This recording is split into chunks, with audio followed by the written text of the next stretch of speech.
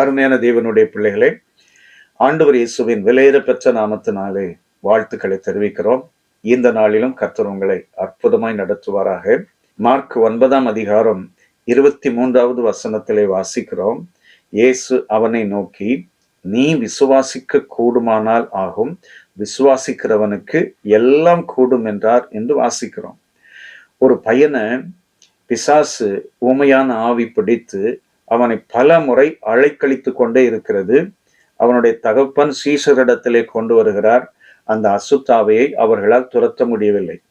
இயேசு கிறிஸ்துவிடத்திலே கொண்டு வருகிற போது இயேசுவை கண்டவுடனே அந்த அசுத்தாவை அவனை அலைக்கழிக்கிறது, நுரை தள்ள வைக்கிறது, தரையில விழ வைக்கிறது, புரள வைக்கிறது.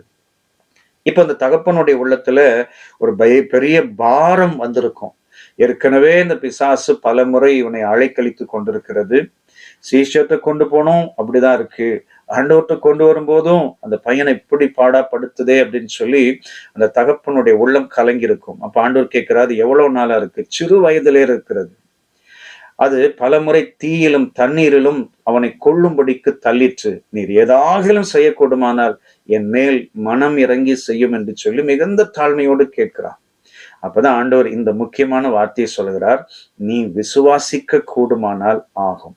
இங்க பிசாசு முக்கியம் இல்ல, சூழ்நிலை முக்கியம் அல்ல, இந்த தகப்பனும் முக்கியம் அல்ல, சீஷர்களும் முக்கியம் அல்ல.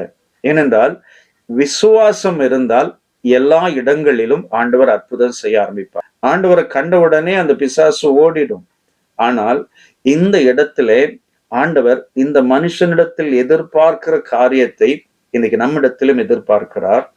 விசுவாசிக்க கூடுமானால். இப்ப நம்ம சப்ஜெக்டுக்குள்ள வருவோம். இந்த வருஷத்தின் கடைசி நாட்கள்ல வந்துட்டோம். சிலர் என்று சொல்லுவாங்க, பாஸ்டர், ஆண்டவர் எங்களுக்கு ஆரம்பத்துல இந்த வருஷத்தின் துவக்கத்துல நிறைய வாக்குத்தத்தம் கொடுத்தார், தீர்க்க தரிசனமாய் பேசினார், வசனத்தின் மூலமாய் பேசினார். ஆனா இந்த வருஷம் முடிய போது நடக்குமா? ஆண்டவர் இதை செய்வாரா? பயங்கர கேள்விக்குறியோடு கூட கேட்பாங்க. அப்போ இந்த வசனத்தை கவனித்து பாருங்கள். விசுவாசிக்க கூடுமானால் கொஞ்ச நாளுக்குள்ள, மீதம் இருக்கிற நாளுக்குள்ள தேவனால் அற்புதம் செய்ய முடியும். அவருக்கு ஒரு வினாடி போதும். ஒரு வினாடியிலே ஒரு மிகப்பெரிய அற்புதத்தை ஆண்டவர் செய்வார். இவ்வளவு பெரிய அற்புதத்தை செய்த தேவன் ஒரு நிமிஷத்துல நம்ம வாழ்க்கையில அற்புதம் செய்யாமல் இருப்பாரா? நிச்சயமா ஆண்டவர் செய்வார். ஒரு முறை ஒரு சகோதரனுக்காக ஜெபித்தோம். அவருக்கு ஏறக்குறைய 50 வயதாகிவிட்டது. வெளிநாட்டிலே வேலை கிடைக்கிறதுக்கு வாய்ப்பில்லை. அப்போ அந்த சகோதரன் சொன்னாரு, பாஸ்டர், எங்க குடும்பத்து கஷ்டம் ரொம்ப அதிகமா இருக்கு, பிள்ளைங்களெல்லாம் படிக்க வைக்கணும், கல்யாணம் பண்ணி வைக்கணும், நான் வெளியில போனாதான் எனக்கு நல்லா இருக்கும், இந்த வயசுல எனக்கு வெளியில போகிறதற்கான வாய்ப்புகள் இல்லை, அதனால நான் என்ன செய்யறதுன்னு தெரியல. இப்ப ஜெபிக்கும் போது ஆண்டவர் சொன்னார், நான் உன்னை கண்டிப்பா கொண்டு போவேன். இவருக்கு நம்பவே முடியல, என்னை எப்படி கொண்டு போவார்? ஏன்னா அவங்க திருப்பி அனுப்பிச்சு 5 வருஷம் ஆச்சு. நான் இனிமேல் எப்படி அங்க போவேன்? எனக்கு எப்படி வேலை கிடைக்கும்? என்னுடைய படிப்புக்கு எப்படி வேலை கிடைக்கும்னு சொல்லி அவர் கலங்கி கொண்டிருந்த போது நாங்கள் இந்த வசனத்தை சொல்லி அவருக்காக ஜெபித்தோம். நீங்க விசுவாசிக்க கூடுமானால் ஆண்டவர் அற்புதம் செய்வார். நான் விசுவாசிக்கிறேன் பாஸ்டர்.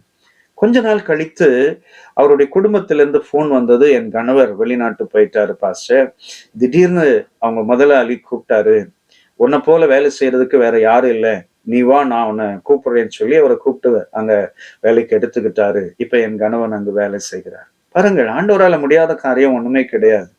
அப்போ நம்ம கிட்ட விசுவாசம் எழும்பினால் நிச்சயமா மீதம் இருக்கிற நாட்களே பெரிய அற்புதத்தை பார்க்க முடியும். அப்படிப்பட்ட விசுவாசத்தை, தேவன் மேல் இருக்கிற நம்பிக்கையை, ஆழமான விசுவாசத்தை நாம் ஆண்டவர் மேலே செலுத்தலாமா? நம்புவோம். கர்த்தர் நிச்சயமா இந்த வருஷத்தை முடிகிறதுக்குள்ள ஒரு பெரிய அற்புதத்தை செய்வார். காத்திருப்போம். சேர்ந்து ஜெபிக்கலாமா?